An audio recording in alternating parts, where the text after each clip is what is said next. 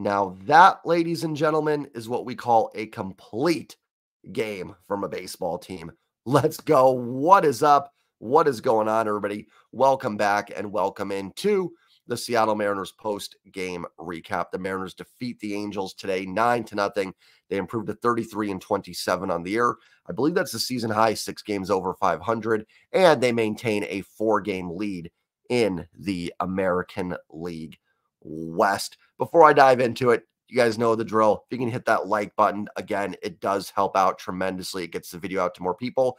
And I am now, I think, 15 or 16 subs away from 3,500. Let's see if we can get that tonight. Thank you to everybody that's new, that's subscribed, that's been with me from the beginning. Truly appreciate it. Channel members, if you're not a member, think about becoming one. Tomorrow will be a stream. Members I will have in the community tab. There'll be a contest, and I will have the details in there probably once this is uploaded. You know, I love games like this. One, because the Mariners just won 9-0, and it was stress-free. That's always nice, because I've talked about how, while I love the close wins, I sometimes not sure if I'm going to make it through 162 sometimes. And I never complain about wins. You got to take them. Life is too short to not enjoy a win. Even if the team was terrible, it's too short not to enjoy a win. But, like last night, great game. Glad they won. But there were some frustrating moments that we needed to talk about. Today, I don't have one negative thing. You score almost 10 runs. Fantastic. And you pitch a shutout. I mean, there's literally, I guess maybe the one negative is Sebi Zavala grounded into a double play against Cole Tucker, which kind of rough. But even there, it's like, guys are just trying to hit home runs. So really nothing I can stand there and go, wow, that was frustrating today. This was just top to bottom, an outstanding performance. Obviously, I'm being a bit facetious with the title of the video. I don't know if Brant Brown was truly the problem. Reed Detmers has not been very good this year. Soriano's all right. He pitched the pitcher that pitched yesterday for the Angels is okay. Keeps the ball on the ground. So this may just be they're playing a worse baseball team and they're performing better. I talked about that with the schedule starting to open up. You never know in baseball. Ace swept the Braves last year, but schedule opening up may be helping the offense perform a little better too. But maybe there was something. Maybe there's just something that Brown was preaching that just wasn't quite getting to the guys, or just wasn't being picked up, or they were maybe trying to do too much. Who knows? So maybe there is something to it where Brant Brown, was a factor in this. But regardless, Brown's gone. It is what it is. It's nice to see this offense performing, and it's just great to have a win where we could sit back for the last 3-4 innings and just enjoy it. And now you've got a chance to get a sweep tomorrow with Luis Castillo on the mound, so you've got to feel pretty good about that. The Mariners survived a really tough schedule for their first 56 games. I talked about it. I think they played 2 series against teams with no playoff aspirations, Oakland and Colorado. And Colorado's kind of a weird organization, so it wouldn't shock me if they actually did have some playoff aspirations. But in terms of teams that had no chance, that was it. Now, I'm not saying every team they played is going to get in the playoffs. That's impossible. Cincinnati scuffled. I don't know if they've turned it around a little bit. Boston's kind of hanging on, but their pitching's been really good. So I'm not saying every team they played is going to get in, but I think every other series, unless I'm missing one, was against a team that came into this season probably believing they would be a playoff competitor. Really, really tough schedule to start the season for the Mariners. And while there were certainly been moments where they've looked frustrating and the offense, yes, has not been off to a great start, or if you want to call it a start at this point, absolutely, it has struggled. But I'm hoping now that the schedule eases up a little bit, the Angels, Oakland, then I think you're off to Kansas City. Kansas City's playing pretty good, but I think you get Chicago in there. Then you might get the Angels again. I'm not positive, but I think the Mariners have like the 3rd or 4th easiest schedule or something the rest of the way. I think you get Miami this month as well. They're actually playing a little bit better, I think, but still not a very good baseball team. So we saw last year the Mariners did a ton of damage in August against not very good baseball teams. And, a lot of people say, well, they're just beating up on bad teams. And that's fair, but that's what you're supposed to do.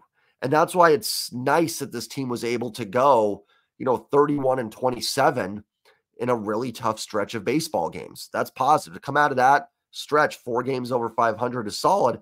And now that you're playing some of these lesser teams, hopefully that's going to really get things going and get this offense dialed in and maybe getting up to, at least league average. right? I mean, imagine this team with a league average offense, how great that would be. I'm talking 16th in baseball in WRC plus. Don't need top 5, don't need top 10. I mean, I'll take it if they want to do that. That's totally fine. But 16th.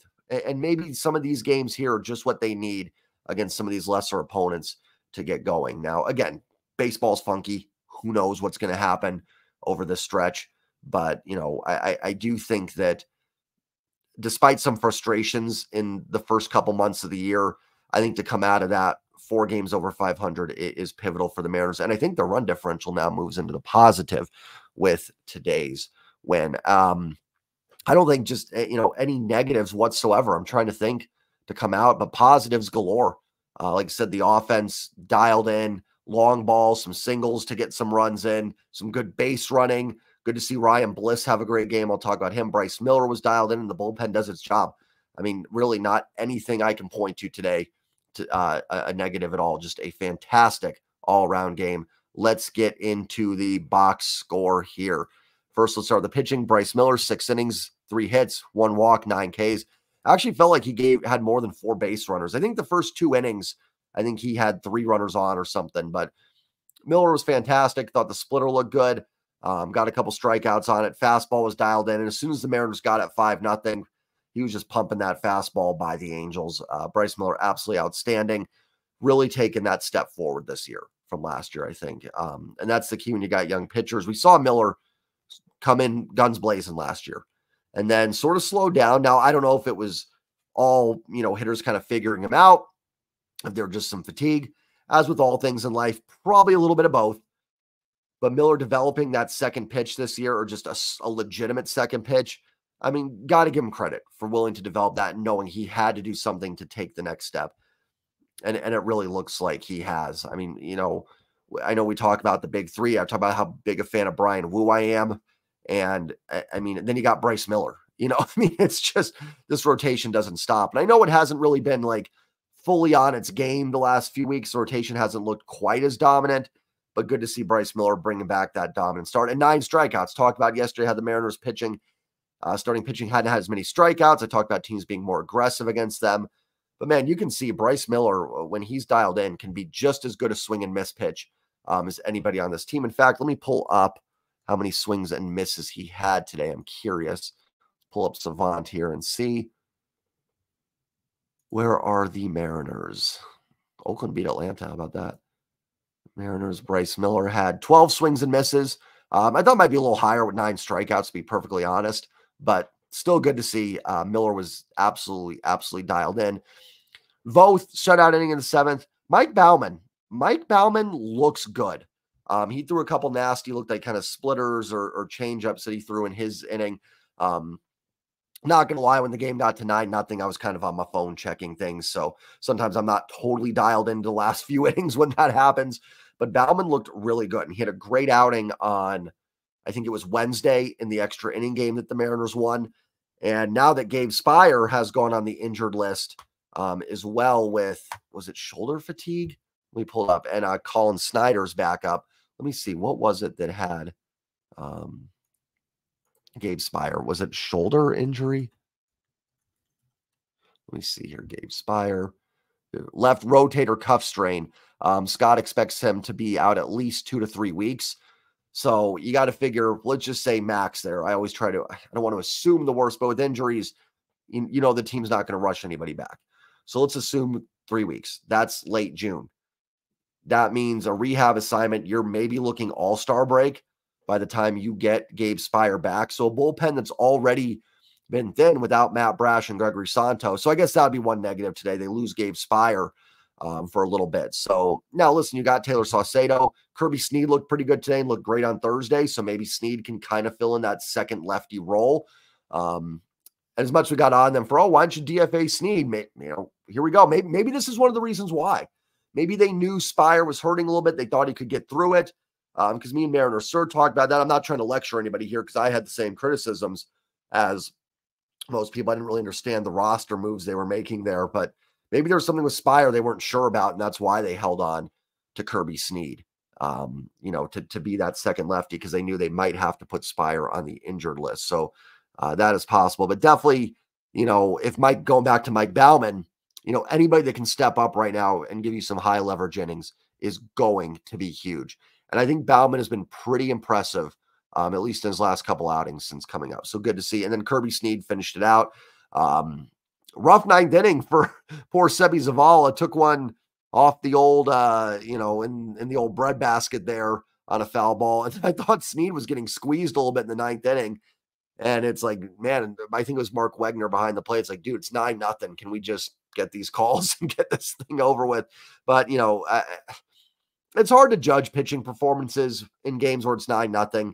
I mean, your job is to come in, throw some fastballs, and get some outs. So I don't want to read too much into, oh, Snead looked amazing, and Bauman looked amazing. But it is good to see. Listen, I'll say this. It's better to be encouraged than discouraged by an outing in those type of games. So good to see from both of them.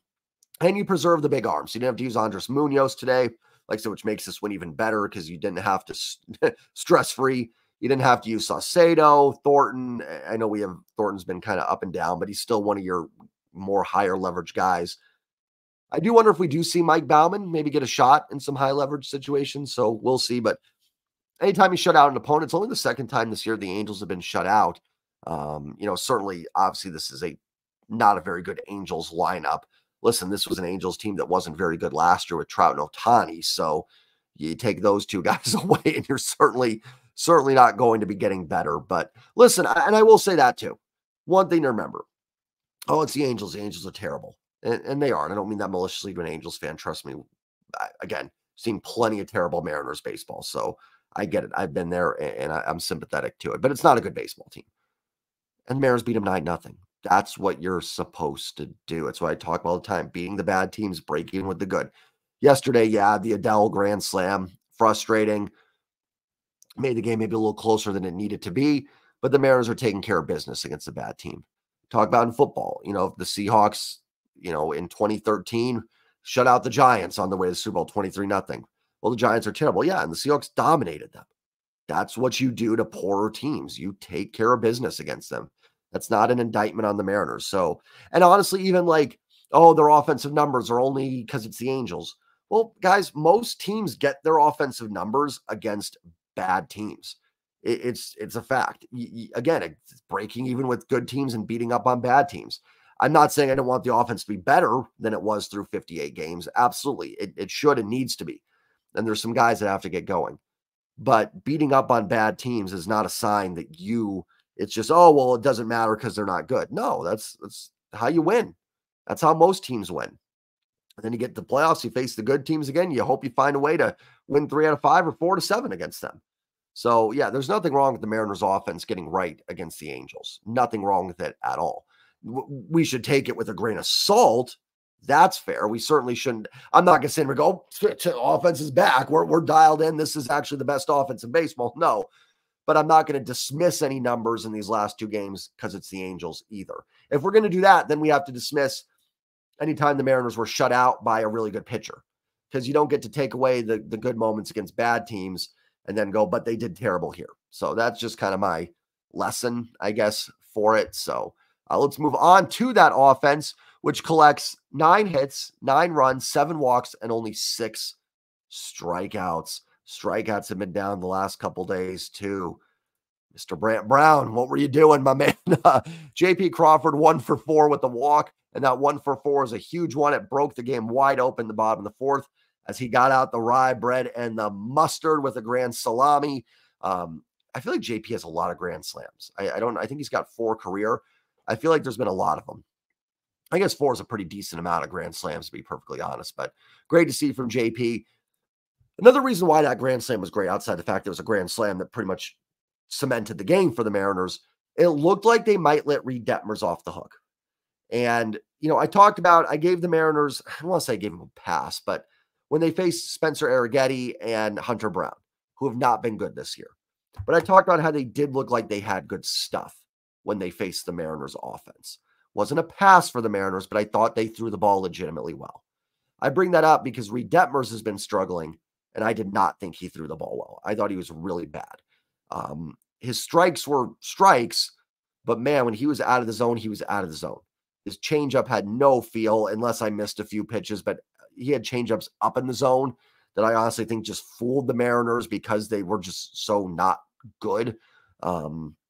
His curveball that he had did have some good ones. Again, like as always, not every pitch he threw was terrible, but for the most part, I thought Detmers was really bad. And it looked like they might kind of let him off the hook there and let him get through 4, maybe a fifth inning if they sent him back out there. And then JP hits the grand slam and, it all changes. All of a sudden you go from, JP rolls that over, just gets under it or something and it's caught. Detmers gets through 4 with 1 run and then all of a sudden you hang 5 on him. But Detmers went 3 2/3, 4 hits, 5 run, 5 earned, 4 walks, 3 Ks. Yeah, I didn't think he looked very sharp. The worst I've ever seen somebody, no. And I actually think Reed Detmers has some decent stuff. I think Mariner Sir mentioned, I think he'd be kind of an interesting reclamation project.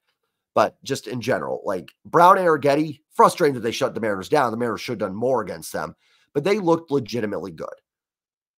Detmers did not, and the Mariners punished him for it. So that was good to see. Nice job from JP. Dylan Moore was 1 for 4. The one hit was against Cole Tucker, who came in to pitch in the bottom of the 8th.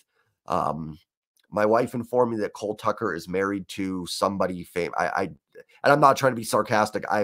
If it ain't ball, I don't follow it that much outside of maybe some Star Wars stuff. So I don't think she was in Star Wars, but I guess it's somebody famous from what was it? Music something, High School Musical or something. I don't know. You guys can let me know in the comments down below. And I know Cole Tucker was in the Mariners organization a little bit this year as well. But anyways, Dylan Moore got his hit against him. Dylan Moore scuffling a little bit.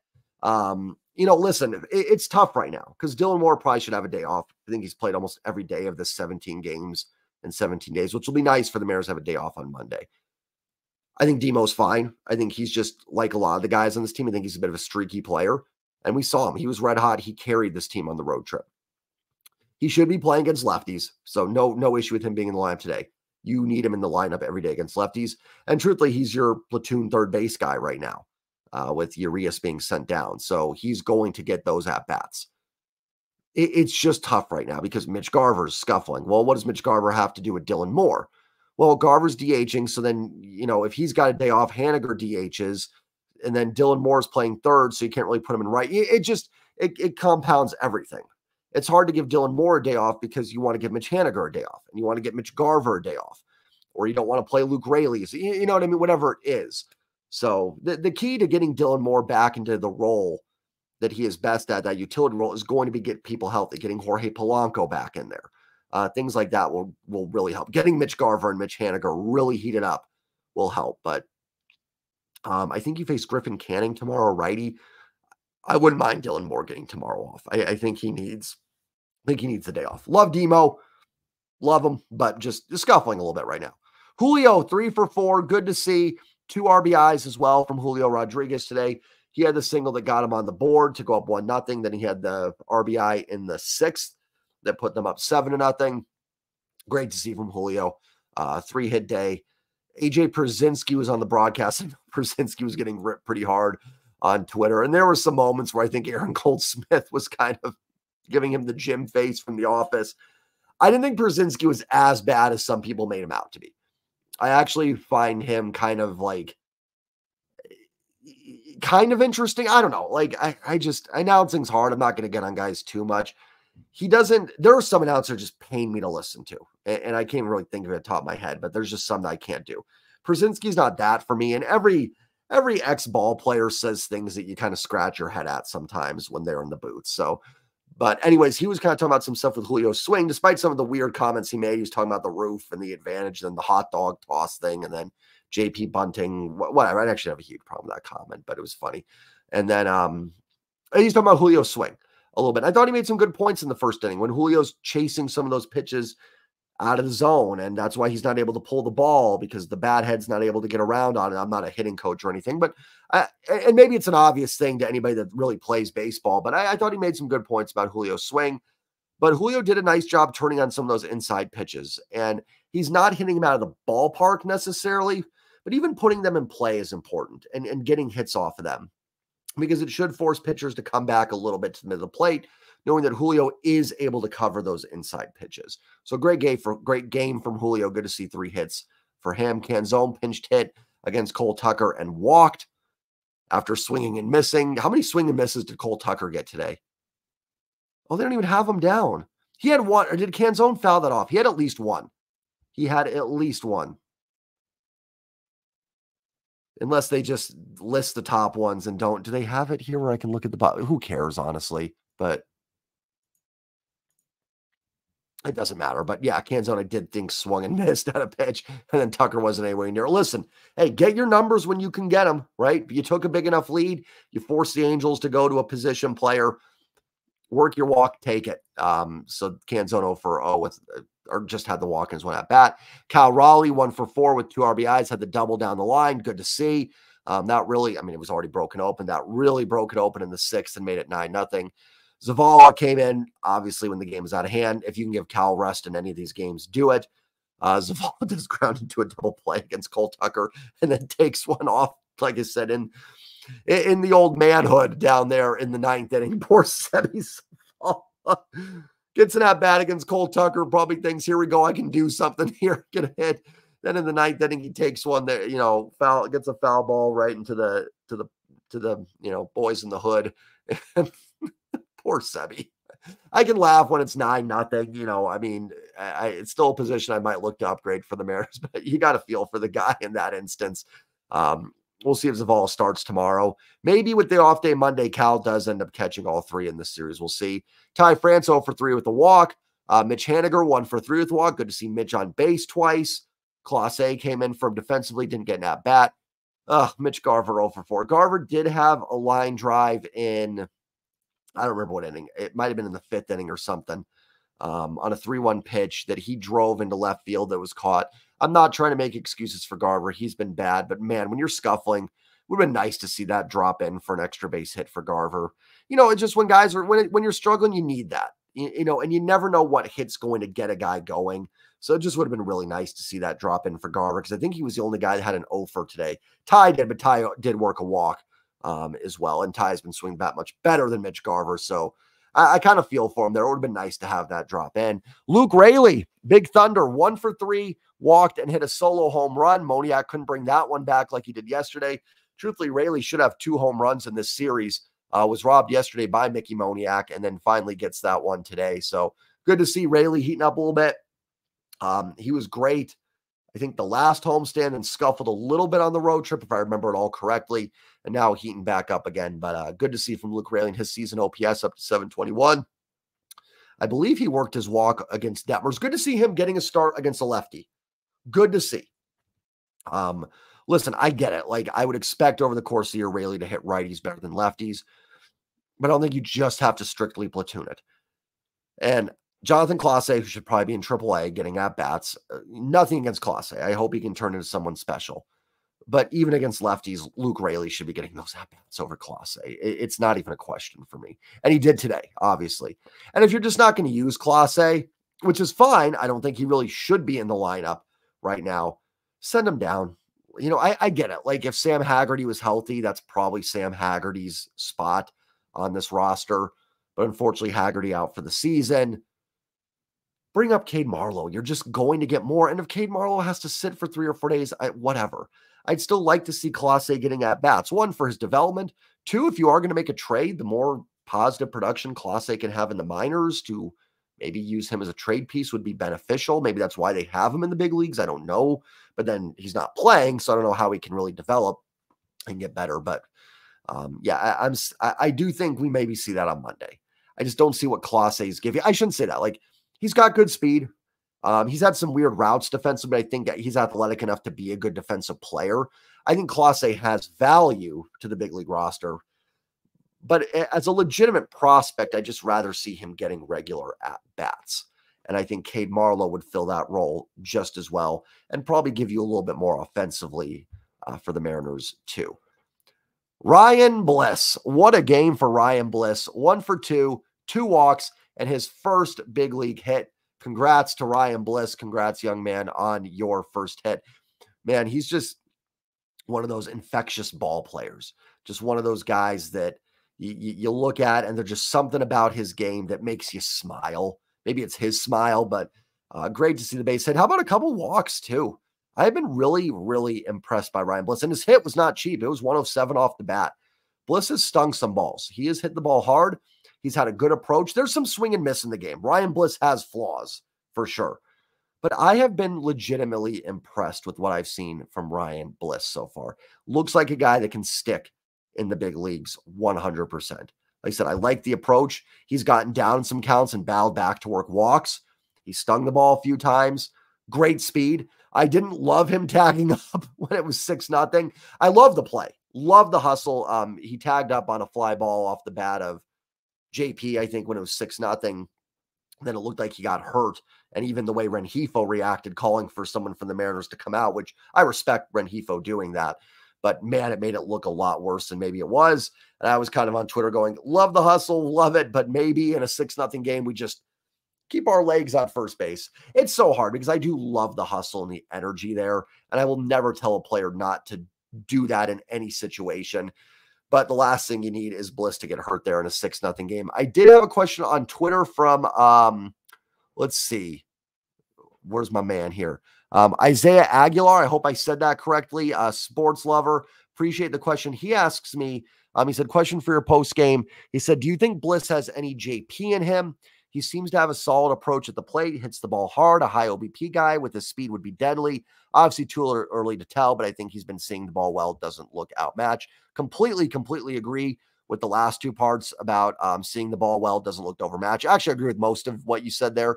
I don't know if JP is the best comparison. I think JP's maybe got a little bit more pop, a little bit more slug in his game, although Bliss, like says, hit the ball very hard. I think Bliss is definitely faster, better base runner. Maybe not better. Shouldn't say, because base running isn't all about speed. I think JP is actually a good base runner. I think Bliss has more speed, essentially what I'm trying to say. And I do agree with the OBP. This is going to be a comp I'm going to use. I know people are going to go, what? I actually see a little bit of the real. Remember when Jose Caballero was dialed in last year for a little bit?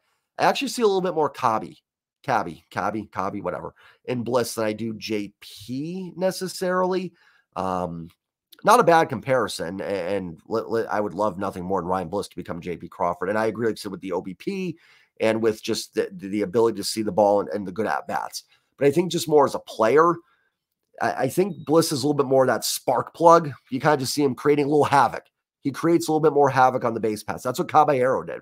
Now, Caballero dropped off, and I haven't followed him too much this year. I'm not sure how. I know he got off to a hot start. I think he cooled off a little bit. Now, again, like, that's not, and that is not like a negative comparison. Caballero is a decent player. Caballero's worth 2.5 wins above replacement level last year. There's a reason you were able to get Luke Raley, a good player for him. Caballero had value. He just tailed off a little bit at the end of the year, but he was not a terrible player. Bliss is someone that I see a lot of that in. I just hope can maintain it throughout the season. So I think might be a little bit better comparison. I don't know. Let me know what you guys think in the comments down below. A comp for Ryan Bliss. And I'm just thinking of Mariners, off the top of my head. That's kind of more the vibe I get, is that just kind of spark plug type player from Ryan Bliss. So, but love it. Ryan Bliss has been a joy to watch. He's got a big league smile, and you can't root against that. And man, he just looks so young.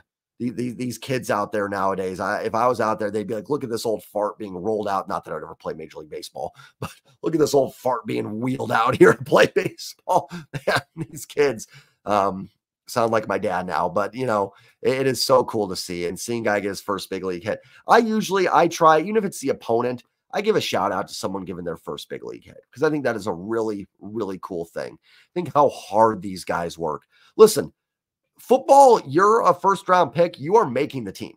Like Byron Murphy is making the Seattle Seahawks. There is zero doubt. He could literally have the worst training camp preseason. I'm not saying a prediction. I'm just talking here. Ever. And he is going to make the team and get snaps. There is zero question about that. In fact, almost every rookie drafted by an NFL team is probably going to have maybe play some snaps no matter what. Not the case in baseball. There's first-round picks that don't make it to the big leagues. You got to go through the minor league system most of the time. There's guys that do come up very, very quickly. But you think about how hard and all the effort these guys put in to get that first big league hit. It is very, very special moment. So congratulations to Ryan Bliss. I was curious how long he could run a 400 OBP without getting a hit, though. So I'm happy about the hit, but I was curious how long he could go without doing it. No, I'm super happy for Ryan Bliss. Get the sweep tomorrow. Let's get the sweep tomorrow. Finish off the Angels here. Then go to Oakland, another series you should be winning against an opponent that is not as good as you are. Just that simple to put. The Mariners are a better team than the teams they're playing here right now. Doesn't mean they're going to win, but they should. They should be taking care of business. And this was a nice, complete victory. Nothing to be upset about here. You dominate it pitching-wise. Your offense comes alive. You know, maybe there was something Brant Brown was holding this team back with. I don't know. I don't know if we ever will. You know, they might have done this with Brant Brown still there. But, you know, listen, the more it happens, the more maybe there was something going on. So just great to see the bats come alive. I don't care who it's against.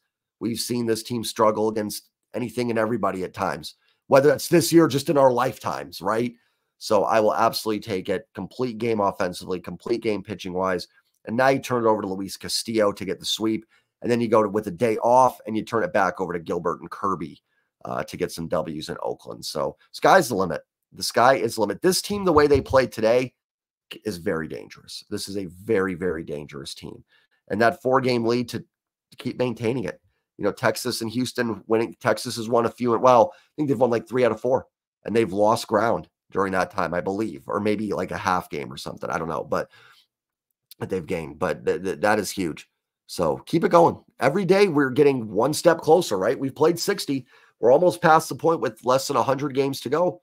And this team has got a 4-game lead. In fact, when we get to less than 100 games to go, there's no way the Mariners won't be in first place. It might be reduced if they don't win until then. But, you know, it feels good. It's been a while since we've been, I don't want to say we're the hunted right now because Texas defending World Series champs. Astros have been amazing. Mariners have had one playoff appearance, so I don't want to get too ahead of myself here. But the Mariners are the pace setters right now. And let's see if they can hold it. And if this offense can do more like they did today, I'm not expecting 9 runs every game. But it should be a very, very successful season for this team. Great win. I'm going to get out of here, guys. Enjoy your Saturday night. Members, I will post the stuff in the community thread here in a minute. So think about becoming channel member. If you haven't, like, comment, subscribe. See if we can get to 3,500 tonight. Love you all. Enjoy this win. I will see you tomorrow for the post-game recap. Go Mariners. Peace.